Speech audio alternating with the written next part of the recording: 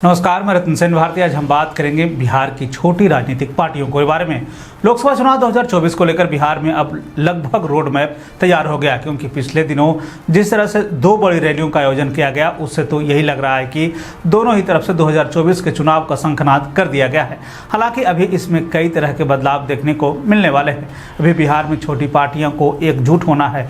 दोनों ही तरफ से नाराज नेता किस तरह से अपने आप को देखते हैं, क्योंकि बिहार की सियासत में इन नेताओं की बड़ी भूमिका रही है।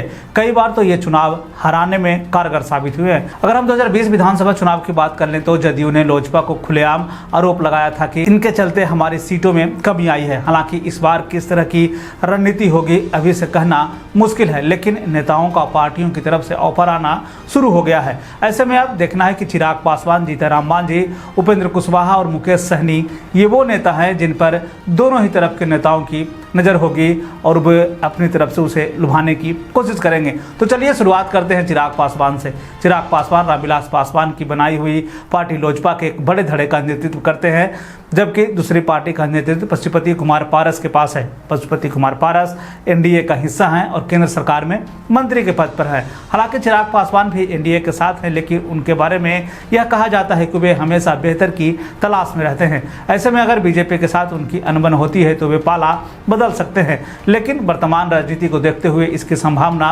कम बनती है, क्योंकि विधानसभा चुनाव में उन्होंने नीतीश कुमार को बड़ा डैमेज किया था। ऐसे में कहा जा रहा है कि उनके पास थोड़ा जन समर्थन भले ही है, लेकिन वे अपनी विपक्षी पार्टी को हराने की क्षमता रखते हैं। उपेंद्र कुशवाहा के लिए अभी सभी दरवाजे खुले हैं। जदयू से अलग होने के बाद उन्होंने कहा कि मैं आज़ाद हूं।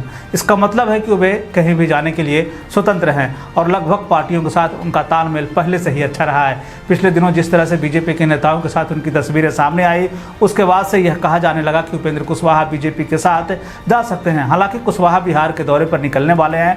राजनीतिक जानकार तो ये बताते हैं कि कुशवाहा को बीजेपी के साथ रहने से फायदा हुआ है। अगर वे एक बार फिर से नीतीश को हराने के इरादे से बीजेपी के साथ जुड़ते हैं तो कुशवाहा और बीजेपी दोनों को फायदा हो सकता है। जीतनराम मांझी पहले जदयू के सदस्य रहे थे, उसके बाद उन्होंने अपनी अलग पार्टी बनाई और वे नीतीश कुमार के साथ जुड़कर अपनी सरकार का हिस्सा है। लेकिन कई बार इस तरह की स्थितियां आई कि वे नीतीश कुमार से इतर होकर मुखर होकर बोलते रहे। आपको बता दें कि जीतनराम मांझी दलितों के एक बड़े धड़े का प्रतिनिधित्व करते हैं। अगर हम उनके वर्तमान राजनीतिक परिदृश्य को देखें तो उन्होंने मीडिया में अपने बेटे को लेकर बयान दिया, जिसमें उन्होंने कहा कि हमारा बेटा बिहार का मुख्यमंत्री क्यों नहीं बन सकता, इसमें क्या कमी है, वह पढ़ा लिखा है। ऐसे में राजद जिस तरह से तेजस्वी यादव को मुख्यमंत्री के लिए प्रयोजित कर रहा है, ठीक उसी तरह से जीतनराम मांझी अपने बेटे को आगे बढ़ाने पर जोर दे रहे हैं। 2015 में उन्होंने बीजेपी के साथ मिलकर चुनाव लड़ा। वर्तमान में वे नीतीश कुमार के गठबंधन के साझेदार हैं और ऐसे में विधानसभा में भी इनकी 4 सीटें हैं। तो कहा जा रहा है कि जीतनराम मांझी भी जो है दलितों के एक वोट बैंक के रूप में देखे जा रहे हैं और ऐसे में नीतीश कुमार के साथ अभी है, लेकिन बीजेपी के भी साथ ये रह चुके हैं। ऐसे में दोनों ही पार्टियां इनको तोड़ने जोड़ने की कोशिश कर सकती है। बिहार की सियासत में अगला नाम है मुकेश सहनी का, जो कि बिहार की राजनीति को प्रभावित करते रहे हैं। मुकेश सहनी का नेचर बीजेपी के खिलाफ रहा है। उद्योग से एक राजनेता तक के सफर में मुकेश सहनी कई उतार चढ़ाव देख चुके हैं। उनकी पार्टी का नाम है विकासशील इंसान पार्टी। इस पार्टी के 3 विधायक जो कि बीजेपी में पहले ही शामिल कर लिए गए हैं। उसके बाद बिहार में इस पार्टी के लिए बहुत कुछ बचा नहीं है। हालांकि वे बीजेपी के विरोधियों में गिने जाते हैं, लेकिन पिछले दिनों केंद्र सरकार ने मुकेश सहनी को 22 श्रेणी की सुरक्षा प्रदान की। ऐसे में यह कयास लगाया जा रहा है कि आने वाले दिनों में सहनी बीजेपी के साथ हो सकते हैं। हालांकि वे नीतीश कुमार के कार्यों की भी खूब सराहना करते रहे हैं। ऐसे में इन पे भी दोनों की नज़र बनी रहेगी।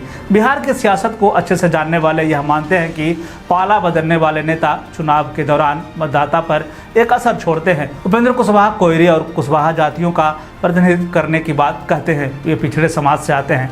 मांझी और सहनी दलित समाज से आते हैं और इन्हीं जातियों के प्रतिनिधित्व की भी बात करते हैं। लेकिन चिराग पासवान, जिनके बारे में मैंने पहले ही कहा है कि वे महत्वाकांक्षी व्यक्ति हैं, वो दोनों दरवाजों को खोल कर रखते हैं।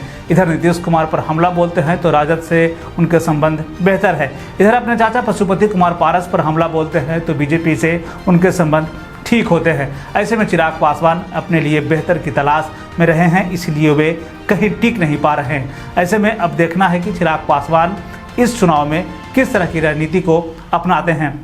तो इन छोटे पार्टियों पे बिहार का एक बड़ा वोट बैंक जो है वो प्रभावित होने वाला है, चाहे वो पिछड़े समाज का वोट बैंक हो या फिर दलितों का वोट बैंक हो, वो इन छोटे नेताओं से जो है प्रभावित होगा। इसका सीधा सा नमूना हमने 2020 के विधानसभा चुनाव में चिराग पासवान के रूप में देखा, कैसे जो है नीतीश कुमार को डैमेज करने में यह व्यक्ति जो है कारगर साबित हुआ था। तो ऐसे में बीजेपी इन तमाम चालों को समझती है, नीतीश कुमार की पार्टी और महागठबंधन भी इन चालों को समझ रही है। ऐसे में देखना है कि 2024 के लोकसभा चुनाव के दौरान इन छोटे पार्टियों का क्या वजूद होता है, किस तरफ का रुख होता है और वोट बैंक में कितनी हिस्सेदारी होती है। तो यह था बिहार की पॉलिटिक्स से जुड़ी हुई खबर। बिहार और बिहार से जुड़ी हुई और भी ऐसे ही खबरों के लिए बने रहे हमारे चैनल के साथ। मुझे दीजिए इजाज़त। धन्यवाद।